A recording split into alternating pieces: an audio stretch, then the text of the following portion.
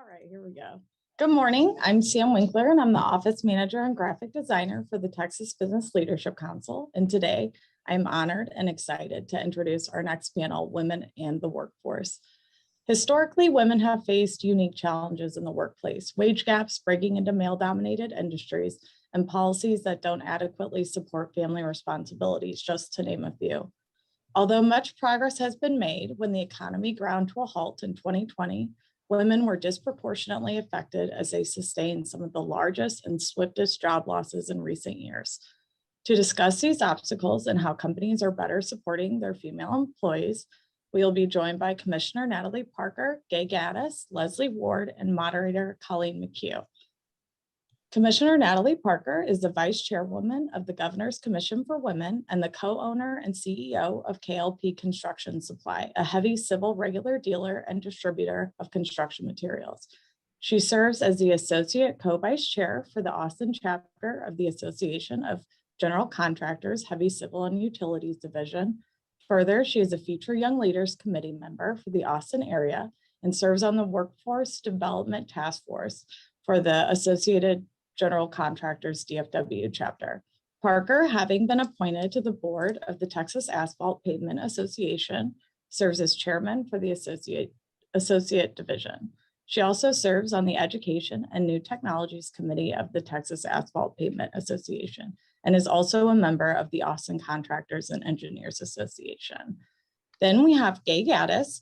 She is the founder of T3, an innovative digital and marketing agency that grew into the largest woman-owned independent agency in the US.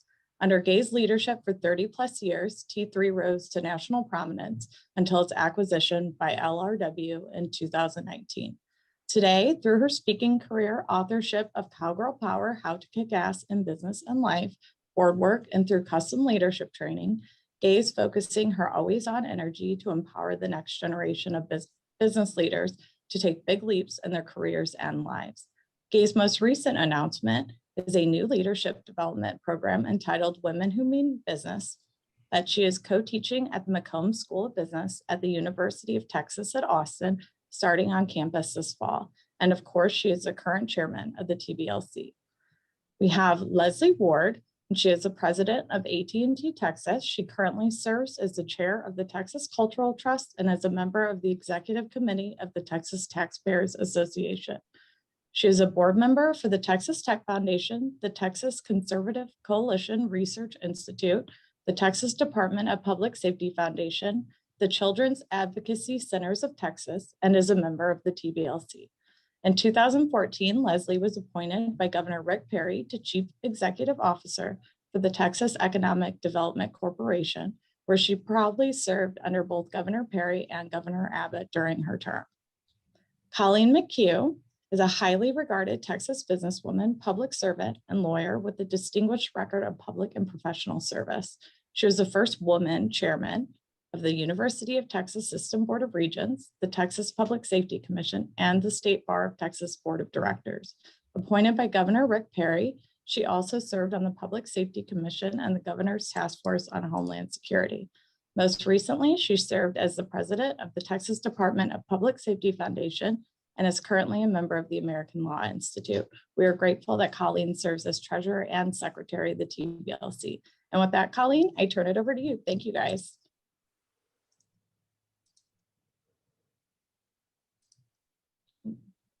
Colleen, I think you're muted. How's that? Perfect. Just like the fellow who was trying to get an award and turned off his audio. Sam, thank you. You do such great work for us. I really appreciate that you had the time today to introduce it. So nervous. Well, thank you guys. That's why we have women in leadership positions, full service. And if I could sort of set the theme today for what we intend to do is help our members with something they already know, which is that women in leadership means good business. The McKinsey report says that company profits and share performance can be 50% higher when women are represented at the top. About 3 million women have left the American workforce over the last year.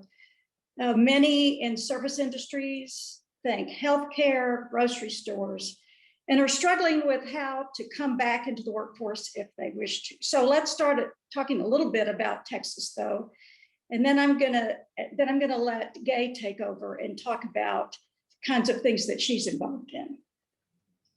Women account for nearly half of Texas workforce, and yet women hold fewer than a third, 27.8% of all top-level executive positions in the state, and just 22.6% of chief executive positions. I've known Gay for a long time. She built a business, a very successful business, really was at the leadership of women in her field, and then sold the business. She raises cattle, she paints, and has authored a book that I think every young woman ever starting out in trying to achieve a better place in leadership should read or listen to. And I'll invite Gay to tell a story about when she was personally dictating her book and just couldn't seem to get her accent right. Gay, why don't you step in and talk a little bit about the kinds of things you're involved in? Well, thank you, Colleen, and thank you always for your leadership. We appreciate the many years that you have devoted to the TBLC as our Secretary Treasurer. It's a very appreciated role. One of the things that I wanted to start with is that actually the reason I wrote my book was the same place that we are today, really. And that is, I kept reading these articles and what Colleen was quoting to all of you and talking about with the studies which have been amplified by COVID about women in the workplace. I decided that most of these articles and most of the writers doing these and most of the people doing the research were basically just wringing their hands and saying, woe is me, this is a bad situation, what do we do? So I decided to write the book and just give some plain talk, good advice on what a woman needs to do to stay powerful in the workforce and what she can do, because you can't wait for everybody else to come along and, you know, help you with every step of the way. You've got to take charge of yourself. And so that was really the reason for the book in the first place. And then we are going to talk in a few minutes a little bit more about a very exciting program that I'm working on with McCombs. I saw this again. And here we are at COVID, and women, because of childcare, because of sometimes taking care of the elderly parents and the kids not even in school, and all the things that have happened this past year have fallen very, very to difficult times for a lot of women. It's just too much. And when I talk to a lot of them who are sometimes really doing a great job and, you know, out there in their work, they just say, I can't handle it anymore. So what do we do about this? You know, we don't want to lose these great women. You know, as business leaders and as a business owner, I would invest money and time and energy in people, and then to have them walk out the door, it's not good business sense. You know, and not only does it cost you to have to re-recruit or look for new people to take those jobs, it's, you know, sometimes you're losing someone who has a potentially great client relationship or some of those things, which led me many years ago to a program that I put together called T3 and Under, where I allowed moms and then later dads to bring their newborn infants into the office, and we all took care of them. It was not daycare. And we did this for years, and we ended up with about 120 children that came through that program. So what I'm just kind of saying today is, yes, women need to take charge of themselves. And you've got to do certain things to stay valid in the workplace. But as business leaders, let's be creative. You know, let's think about some things we can do that just maybe eases the edge a little bit off. And it's not always the baby thing, but that's part of it.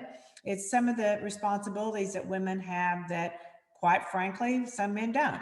And I think we just have to be cognizant of that and really open our eyes to what we can do to accommodate some of these situations and then give these women a better opportunity to move ahead. So we'll talk a little bit again about my UT leadership program in a minute. And I must say to all of you out there that we had a last minute cancellation from Leslie Ward. I mean, last minute. I just got an email. Her husband had minor surgery this morning. She had anticipated she would be right out of the OR, but they're not. And so we send our thoughts and prayers to Leslie and her husband, Don. But I will say this, that AT&T is doing something about this. They have definitely started looking at their policies and made some changes. So we're going to be able to share those with you later. If anyone is interested, we will, AT&T can provide some bullet points for you all to peruse. But it just shows us that a company it's maybe as small as mine was, around 250 people, to a huge company like AT&T, we all need to kind of step back and say, okay, let's kind of rethink things. Let's look at how we're running our offices, our businesses, and perhaps without costing us a dime, or really changing too much, we can do something that would help our women to get ahead. So we'll share that later. Well, Gaddis, since we have a little bit of extra time, why don't you talk a little bit more about the leadership program at the University of Texas? The reason for that is I think the members who are with us today understand the importance of women in leadership positions because it makes for a better company. I think there's anecdotes that everybody on this call could share about what we're doing to try to have better business because we have more women. And I think a lot of that, and Natalie and I discussed it a week or so ago, is that ability to have strong women standing by that you can pick up the phone and call and say, I've got somebody here who just needs to talk to a woman who's been there. And I know that's part of what you're doing in that program. Could you, since we have the time, let's just talk some more about it, because I think this program is one of the most innovative things I've heard about it to help business. And it's at the right place, is at McCombs. Right. Well, a few months ago, several months ago now, I made my trip to the tower, as they call it at UT, where the president's office is.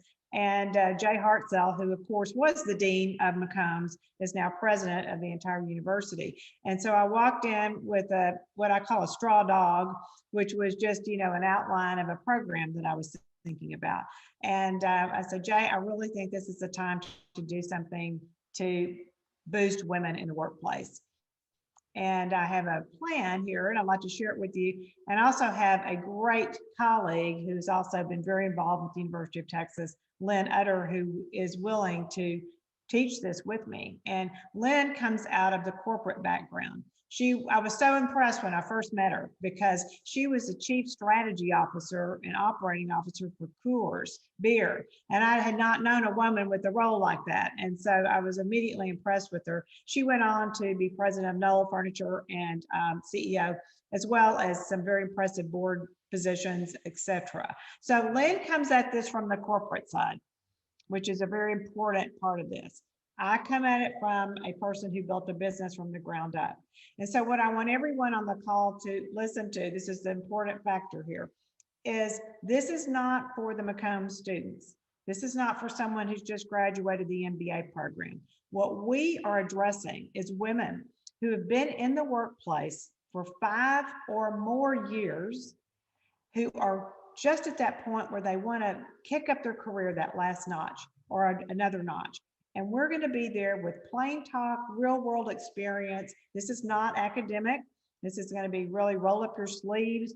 Here's how it really works out there, with advice, with strategies, with techniques on how to really be successful in business. And Lynn and I will teach this. We're also very excited, and if anyone on this call is interested in participating, we are going to introduce other successful business leaders to the women. This will come in the form of at lunches, roundtables, maybe Q&A sessions at a dinner, etc. And so what we want them to do is to start to identify and maybe even find mentors who are out there who will be that person that they can call. And here's the thing we have found most interesting. We opened up the application process and we started getting our applicants. And many of the women who are applying have over 10 years of experience. And so we're hitting the sweet spot. They are looking for, how do we get to the next step? How do we grow? So we're targeting them. They're coming in. We're looking for more applications to come in. So if anyone has a candidate you'd like to sponsor from your company, we think this is going to be a real opportunity for women to network and find connections that will last them the rest of their lives. And that's what's so important. I've known this through my own career. If you have other people that you can confide in and talk to and really be a part of your, what I call rough rider team, people who can come to your side when you need it, then it really changes your trajectory and changes your opportunities. So we're going to teach and we're going to have real world experiences. It's going to last over 6 months, but there's only going to be 4 in-person sessions that will be in Austin. And all of this is on the website. There's a McCombs Women Who Mean Business website. You can go there. It's going to be in the chat if you want to see how to find it. And we'd love to answer any questions. I can do that after this if anyone is interested. So that's what we're doing. But it's a solution, Colleen. I mean, this is what I'm trying to do is when you see something like this and you see women dropping out and struggling, what do you do about it? So to me, this is just one more opportunity to help solve the problem and put a stop to some of the people leaving because we can help them. Well, no, those of you who are attending, we have a chat room that's available. And if you have any questions for any of us, Justin's going to field them and be sure that we get those questions answered. So I'm going to move from one great innovator and business owner to another. Natalie, you laid the keel for women in contracting. When we talked last week, I told you that I expected one of your questions might have something to do with the price of lumber for anyone trying to build anything. Would you talk a little bit? I'm vice chair of the Women's Commission, the work that you're doing, and also the struggle you go through, as I'm sure Gay did in the beginning, of trying to be engaged in a business that's generally thought of as something that women just don't do, how you got there, and the importance of family and how you manage family, mentorship, and building a house. Thank you, Colleen. Thanks so much for that amazing introduction. I don't really know where to begin. I mean, first, let's talk about the commission, the Texas Governor's Commission for Women, because it's just it's an honor to be a part of it. And 2, we're doing some really neat things. And one of the initiatives that Governor Abbott has given us is to make Texas #1 for women-owned businesses. And we did surpass from the #2 spot to the #1 spot for women-owned businesses to be, Texas was #1 for women-owned businesses to be successful. And I have to attest with that because I grew up in Round Rock, Texas. And then after college, where I went to formerly known as Southwest Texas, now Texas State, I moved to New York City, and then I moved out to Los Angeles. And so I was gone out of Texas for about 13 years. And then I moved back after drinking a lot of Kool-Aid. I found an antidote and got back home in 2012 to start my business with my sister called KLP Construction Supply. And I would say that Texas was, I had mentors and several of them said, if you're going to do what you're going to do, which I don't know why you're doing it, but okay, you're not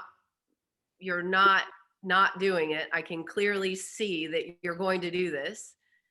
And which was great because they really made me think about things, which thank God I didn't really know what I was answering at the time. Like sometimes it's good to not know what you don't know. However, if you still have that fire and you're like, I'm doing this, I see a gap, I can do this, which is what we felt, Karen, my sister Karen and I. They said, Texas is the place where you could do this.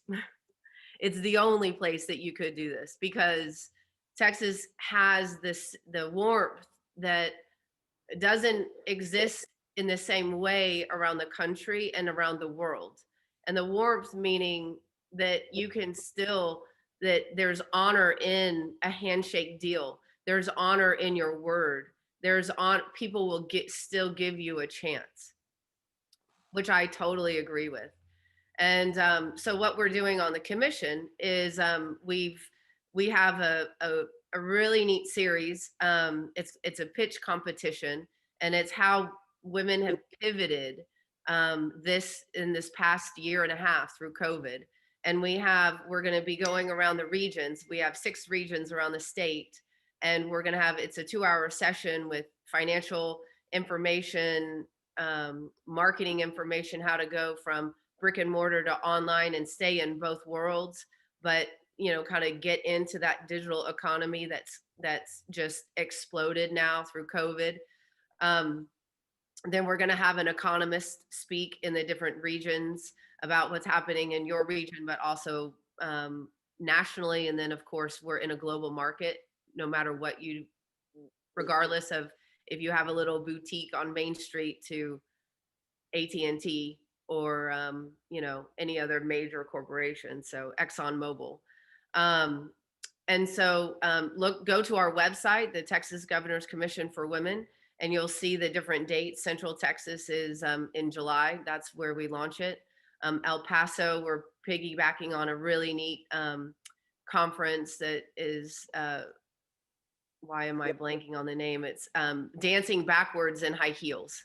And so we're piggybacking onto it, but each session in the region will have a pitch competition for existing businesses and woman-owned businesses to win, to be granted $5,000 to $7,000, which is very exciting.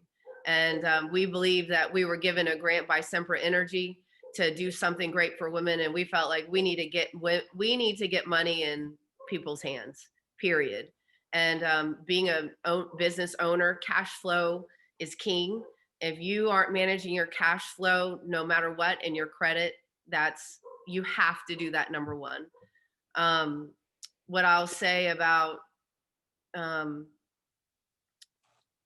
what it is to start a business from scratch, Gay, I commend you. I mean, like, amazing that you had 250 employees and got it to a point where you sold it. And I mean, it's such an incredible feat. It's not even funny. I can't imagine the challenges because I have a background in media and advertising and production, and so it's not an easy thing, even though that's, let's say, more feminine. People think, oh, that's a feminine trait or industry. It's on the sexier side of things. It's still very male dominated. I mean, everything is. And so I would say that the hardest part is, I think that we're being trained right now, unfortunately, to draw a line that I'm a female and you're not. And I think that I know that in my experience, because I'm in construction and I'm in heavy highway construction, and we started with nothing from nothing, without even a contact. I mean, we didn't even know anybody in this world, which is like generational. If you're a female, you're either a salesperson, you inherited the business from your father, who got it from his grandfather, or you're just, you're the office manager. So, Karen and I, we got involved, and we couldn't draw that line. If we drew the line, it was like, that wasn't going to work. And I think I got really great advice from this mentor that was willing to just tell me the truth. And it wasn't politically correct. So it could be hard on people's, anybody's ears. But it's something that I needed to hear in order to be successful. And it was, everybody knows that you're a woman, which I'm so happy about, when I walk in the room. Okay, you're a female, you're a woman. That's great. But that should not define you, because being a woman is a beautiful thing. and we have so many great attributes, and we're hardwired a particular way. And men have great attributes. We don't need to compete trying to be a man. We need to work together, because when we bring the attributes that are natural to women and the attributes that are natural to men, we easily come together and bridge that gap and accelerate those gifts and talents. And then what it does is it gives creativity. We need each other in this life, whether in our personal relationships or in our professional relationships. And so it's not about drawing a line in the sand, it's about bridging the gap. And he said, when you speak, when you look on the other side of the table or next to you and there's just all men around, know that he's a human being and you're a female. So you come from another human being. He has things going on in his life. You have things going on in your life. But if you start relating to people as a human being and not as male and female, not that that's not off the table, but we have things that we are, that you'll bridge the gap faster and you'll earn respect faster. And that not only for the people across the table that I needed, other owners, the contractors, my manufacturers that I had to get in with, to be able to actually sell something, because we're a wholesale material supplier. Also managing men. Most of our workforce, especially in the beginning, were men. And that was something very interesting to learn and adjust and realize that when I talk, they hear one thing, and when another man talks, they hear, in a supervisor role. So I had to really learn and adjust, one with personalities, how men hear things, how women hear things. Now we have like this incredible balance at our workforce where we have a lot of men and women. But that's also challenging to get them to hear each other talk. So I got some really just great advice about how to do it. And mainly, just don't quit. You just don't give up. You just keep showing up. And if their remarks or, little whatever, it just got to roll off your shoulders. It's just got to roll off. And it can like come in the front door and you open the back door and you let it go out the back door as fast as possible. You don't bring it to the table and feed it and let it, kind of hang out and spend the night, these remarks, or your hurt feelings, so to speak. So Natalie, I have a question for you and Gay. As we are now moving out of the COVID days, I think businesses are really going to be struggling to have exactly the right people, just what you bring to the table as we now begin to run our businesses, come back together. And I'll remind Gay about a comment she made at one point when the Business Council was having Friday telephone or Zoom meetings just to get together. And you said, Gay, I regret that we are in a situation where we can't all come together in a room and commiserate and celebrate high fives. It's a whole different world. And I suspect there's going to be some opportunities for everyone, men and women alike, Natalie, to come together now as we come out of COVID. So would the two of you talk about how you see that our members, the Business Council members, might be able to identify some of those women who are eager to come back into the workforce and can provide that leadership at the top and make for more valuable profits and shares for business? And I'll let the two of you decide who goes first. Go ahead, Gay. I do have a comment on that. About a year and a half ago, before COVID, I was asked to be on a panel. And one of the questions that came to us was, have you ever had imposter syndrome? And what do you think about that? And I had to ask right on the stage. I didn't even know what that meant, because that's not in my DNA. I never, and what it means is that, you're in a role and you don't think you're really qualified for it. So you have to be an imposter to try to get through it. And I just thought, well, that is just BS. I mean, I can't believe that. And maybe some people have this problem. Here's the thing. Here's the anecdote to that. As a manager, as a business leader, be male or female, when you do promote someone as a woman, let's say, and you do give her more responsibility or whatever, I think it's really important to have that conversation that I'm putting you in this role because I know you can do it. And I've seen you in action. I know the traits that you have. I know your strengths. And these are what they are. And that is why you're getting this responsibility or this promotion or this raise or whatever that you're trying to give them. And if you don't have that conversation, I think there could be possibly some, intimidation, or maybe she doesn't I've seen women not take a promotion because they don't think they're qualified. Whereas most men, if you gave them 10 seconds, they'd go, sure, I'll be there. I'll take that title and I'm ready to go. So let's just be aware that that does happen, I guess. And so we need to be very particular about it. And I go way back in my career. I was way too young to have a job that I did, but I won't go into why, but I ended up being the director of public relations for Baylor Medical Center when I was barely 24 years old. And it was a pretty heavy job for a young gal. But I had a person who was very senior at the medical center who always just gave me a shot of confidence.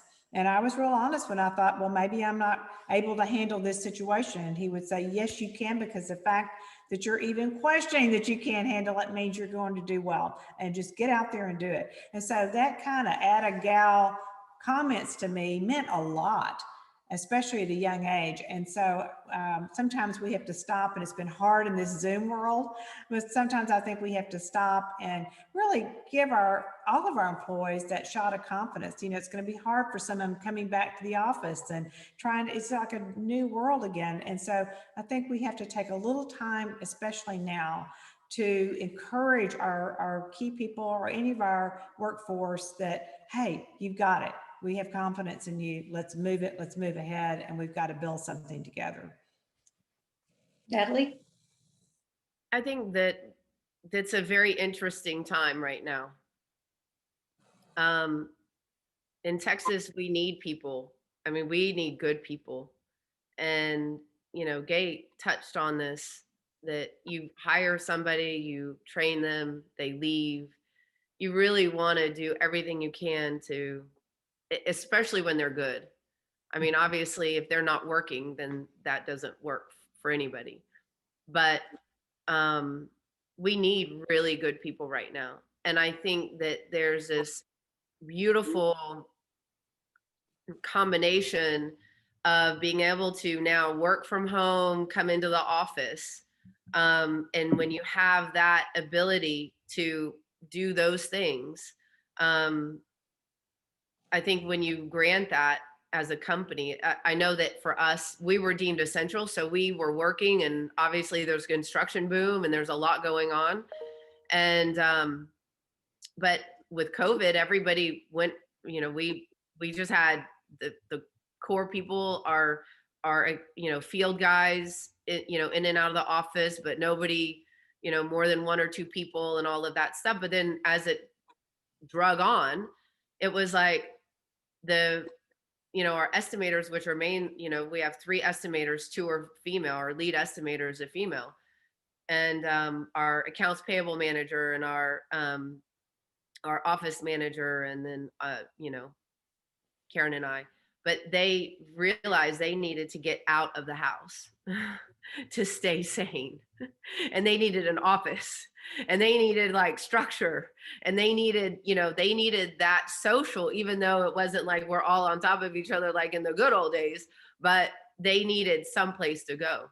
And then they needed to be able to work from home with children or whatever was going on.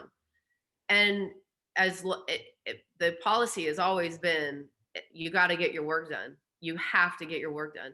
And we found that actually women were way more effective having that kind of flexibility than, either strictly working from home or strictly having to come into the office.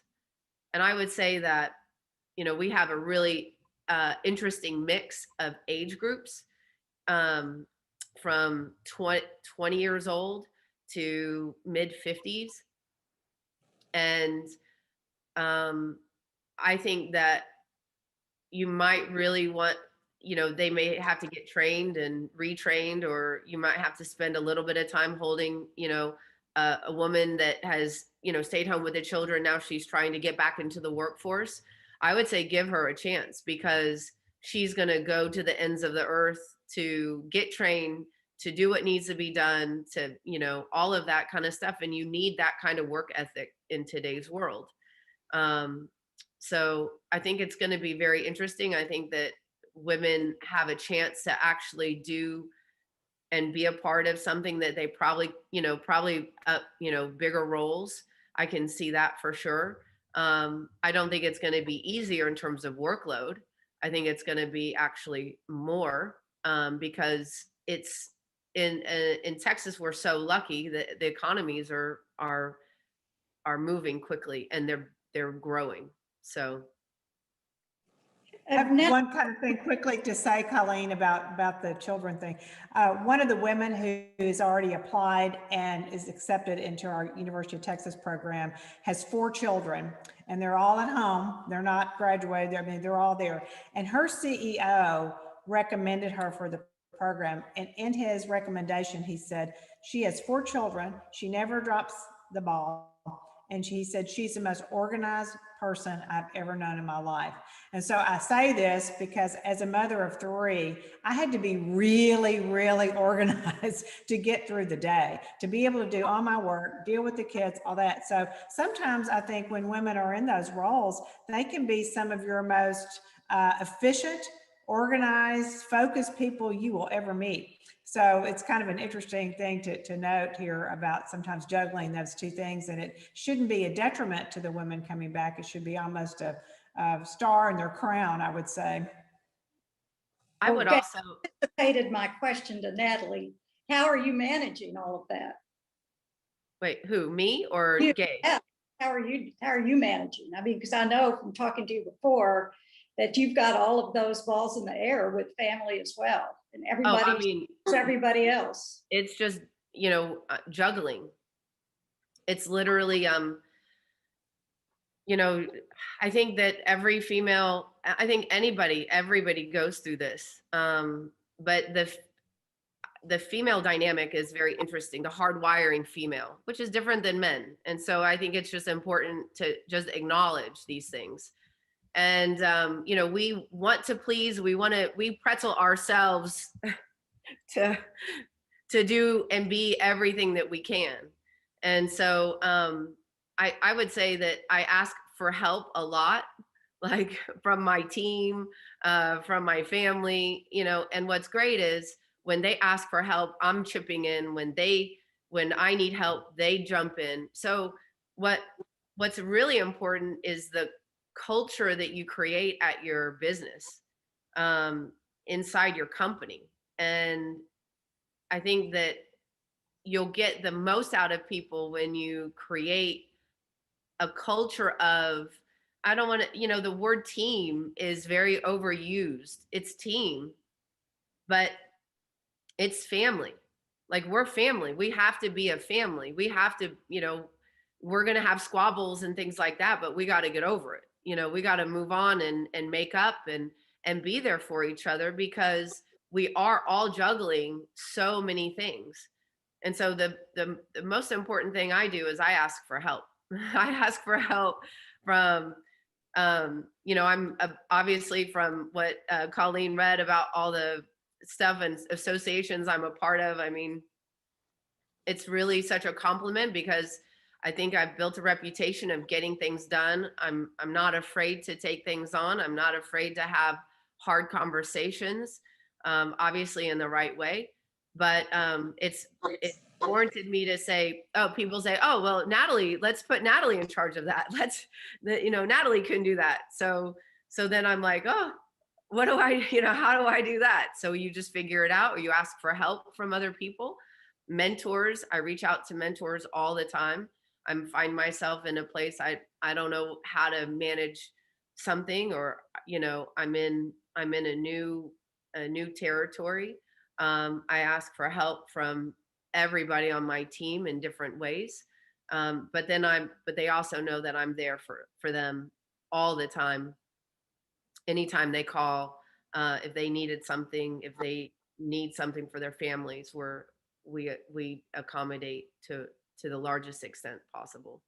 So, Well, and I think your community involvement, same for gay, the community involvement is such a great example to set for young women, because they're going to see in these organizations, the Governor's Commission on Women, for example, that there are people like you, Natalie, and of course, Gay's been at this for a long time. She's the chairman of this Business Council, Association of CEOs at high levels all over Texas, is that you're showing women how it can be done.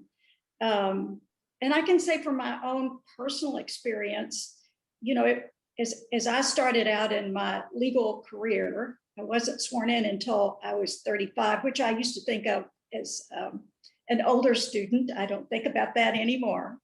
But the hard work I was doing to support my child was a good example. When you see women in the family, if you're the co-breadwinner, to quote a cliche, or the person who's in there making sure that the kids can go to school, wherever college they want to go to, or whatever you need to do, that is a wonderful example to set for children, men and women.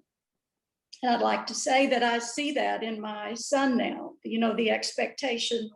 My mother was the same way. There were just strong women in the family.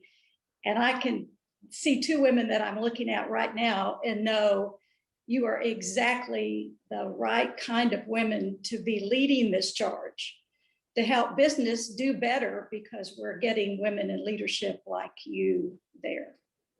One of the things that I do, Colleen, when I'm mentoring, or even when I talk to my own staff with women, is a lot of them would come to me and say, I'm not sure that I'm going to come back after the baby, or I've got 2 children now, I'm going to have a third one, I'm ready to call it quits. And I would have a very, as my husband used to say, I would talk to him like a Dutch uncle.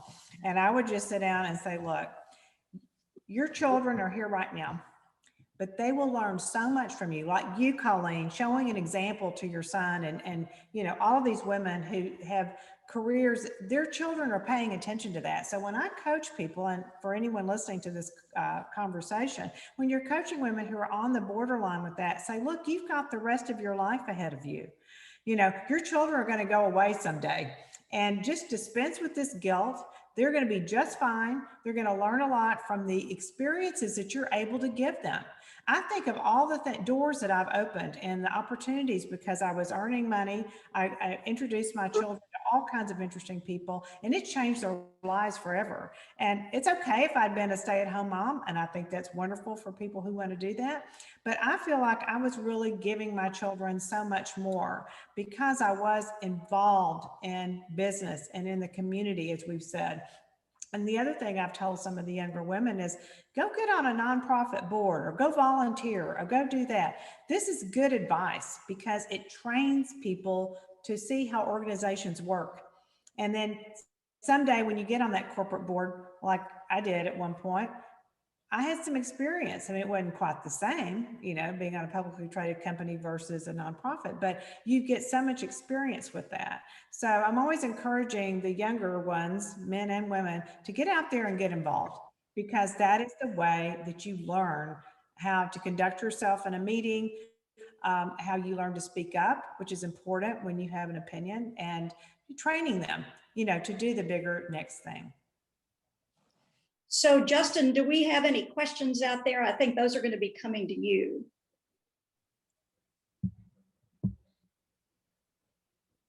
Hi, Not Justin. come up on, there he is. Justin, any questions?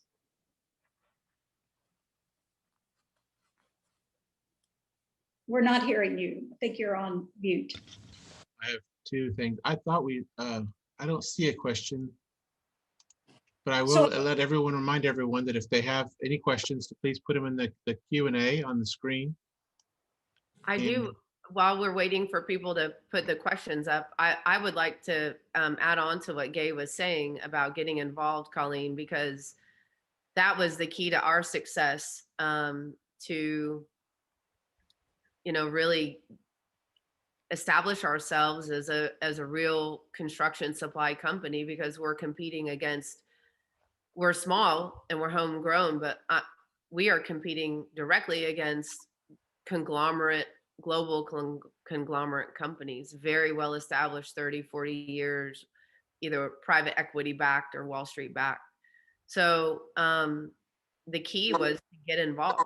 And we signed up and became members of AGC Heavy Highway, and we got on committees, and I kept showing up, and it was networking, and at first I would just sit and listen, and I just needed to hear what was going on and get the rhythm and the language. And it was really learning a new language. And, it was so key to spending that time after it. And it's not easy, because it's not like I'm getting work done, so to speak. My day-to-day emails are piling up and phone calls, and, I need to still drive the business. But I needed, attending a committee meeting, being involved, being a part of the public affairs committee, being a part of, just listening to the board meetings. I'm not participating, but listening and watching and hearing how they talk, and hearing how, what's going on in the industry is so key. So if there are women on, listening, or if the men that are listening have females that they're trying to, kind of bring up, the biggest thing is they've got to get involved. Whatever, every industry has their industry, associations, and get these women on committees, get them involved somewhere.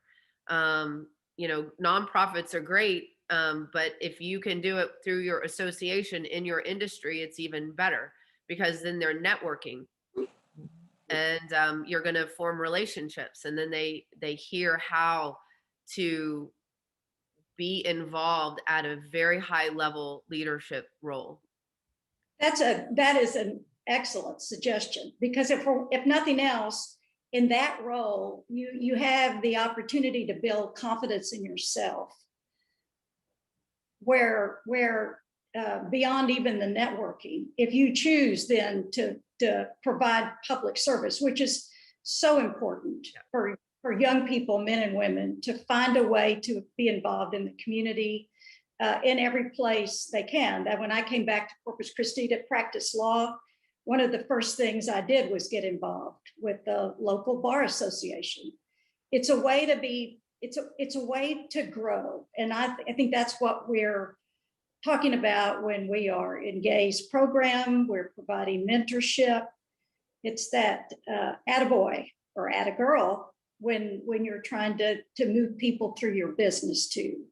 These are things that I know our membership understands.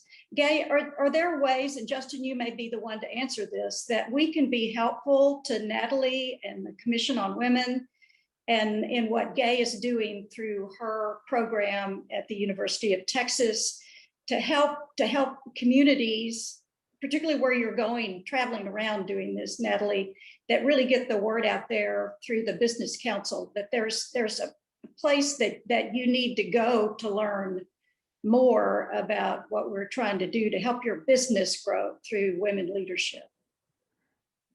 We can certainly make sure that everyone knows about this, and I'm very excited that the governor has taken such a strong statement on this for a while now. I spoke at one of his conferences a few years ago in Houston, and it's been a stand that they've taken. One thing I want to mention that is kind of the underbelly of a lot of this, and I'm not sure how many people have run into it, but in a lot of the contracts that are being written today, and Colleen, you know about contracts, but they're in the fine print and sometimes in the bold print, there is more and more of an ask of companies, if you're going to do business with, and it's not just the government, if you're going to do business with companies, they're going to ask you, what are you doing to increase diversity? What are you doing with your women? What are you doing about some of these things in a dollars and cents kind of way?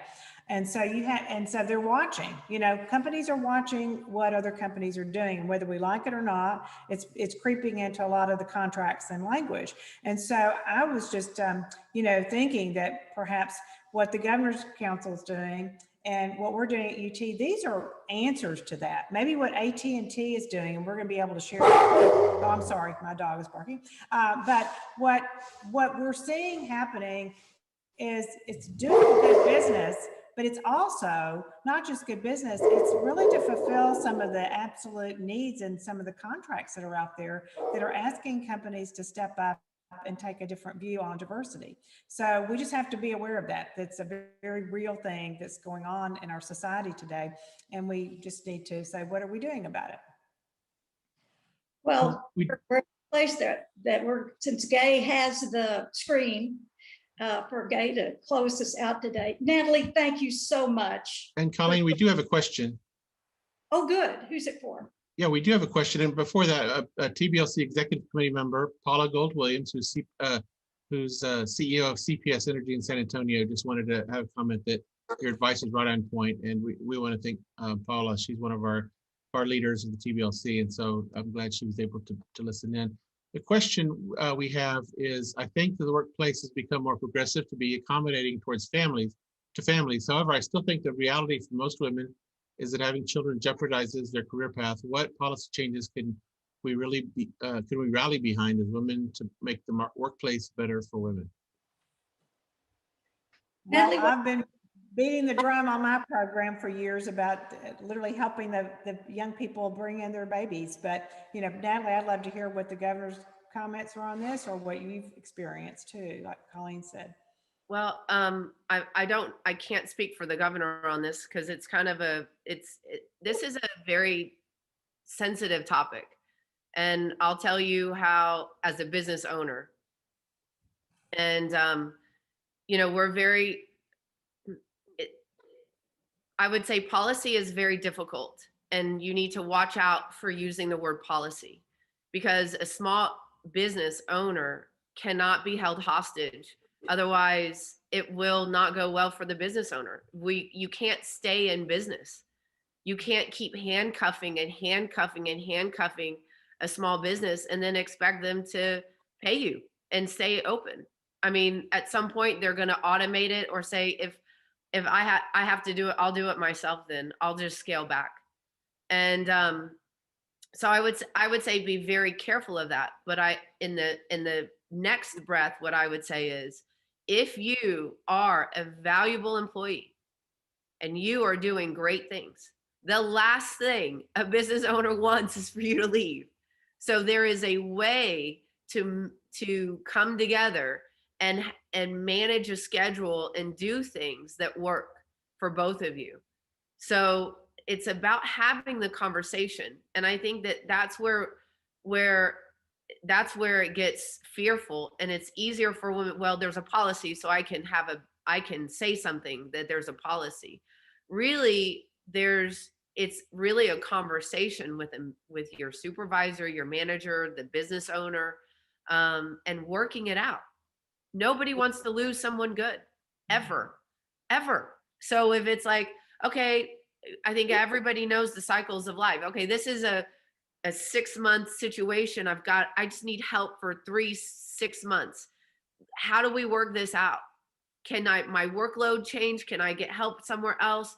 Can I do halftime? Whatever it is. Mm-hmm. So I would say have the courage to have the real straight conversation and be willing to hear what is needed from you and what can be worked out for a win-win situation. That's great. Natalie, thank you so much. Go ahead, Justin. No, I was just gonna say we have time I have one more question. It's a great question, but please, Colleen. No, if you have another question, let's see if we can work it in. Yeah, when you first started your businesses, how did you instill confidence in people who perceived your business as being your business as being too small? Well, I can just tell you that we just rolled our sleeves up, and I personally guaranteed everything. And I would go to clients and just say, trust us, we're going to get this done. And we're going to be honest, and we're going to have an honest exchange. And if there's any roadblocks or any problems, we're going to hit it head on and be very candid with each other as we walk through this. And to be honest, my first clients were not as big as the ones I ended up with, because we learned on, mid-sized to smaller regional clients to begin with. And then we, day by day, we learned how to grow it into larger and larger companies. But it was really just a candid conversation with those who wanted to hire us. And, I did have that question come to me when we were very brand new. They would say, can you handle this? How do we know you can scale with us? And I would say, we'll do it. I guarantee it. And so I had to put my personal stamp on it and stand behind everything. Natalie? The same. It was, we were tiny, and I mean, I don't know how many people said, you have nothing. What, you want me to give you a contract, like with commas in it, and we're not even starting the contract. I'm going to sign the contract today. And are you going to be in business in a year from now? Because it's a 2-year fulfillment after that. Like, who are you? So what I would say is me showing up and being a part of the industry over monthly, because we had committee meetings monthly. We had industry events monthly. Sometimes, and because we didn't know who would work with us, we would travel. I traveled all over the state of Texas. So there were multiple meetings monthly that I would show up to, and then meet with the contractors and meet with my manufacturers in those areas. And I just kept coming in. I just kept showing up. And it gave them confidence that I kept showing up, even in the face of, the no's and the, are you sure? Like, what, are you lost? Why are you here? And then, oh, you're here. You're still here? Yeah, I'm still here. And then, oh, you're here. Okay, great. We're really happy you're still here. Where's Natalie? We haven't seen you in, 2 weeks or a month, So I would say that showing up gave them consistency. And then when they did give us the contract, it wasn't given, we earned it. We earned every contract that we had to fulfill that contract. So just like Gay said, I did the same. I said, we will move hell and high water to make this happen. And I will do everything, and I will put resources behind it, which meant I ate peanut butter sandwiches. Karen and I ate peanut butter sandwiches while everybody else is eating filet mignon. And that means our employees, like, everybody's being paid first. Everything is happening first. Everybody is being taken care of first before we would ever do anything that would, because you don't know what's going to happen, especially, pretty much ever, but we had, starting from nothing. So if we had to put resources in, we better had saved the resources to do what we needed to do to scale. So it was not everybody's going to be given the opportunity. So when you get that opportunity through a contract, you do everything you can to fulfill it. Natalie, how can we thank you enough for coming today? It's just been a wonderful time together. It's even beyond what I expected today. And I think our members would agree about that.